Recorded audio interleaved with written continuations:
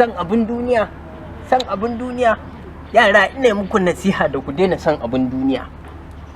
In dai za ku so abin duniya to ba za ku gama da duniya lafiya ba. Na'am. Su malam kawai a cika mana da addu'a.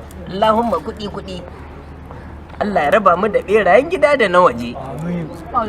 Allah sa idan na je gidan Ladiyo in ci tuwo kyauta.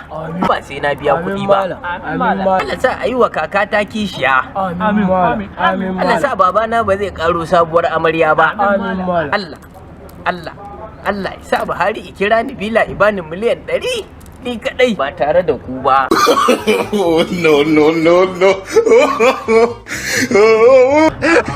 Subhanallah. Ba kamar duk ba da mu aka yi addu'an nan ba wannan magana. Wai dama malam kana son abin duniya? Yara ne ku. Ina fa da son abin duniya har da son zuciya amma fa kaɗan.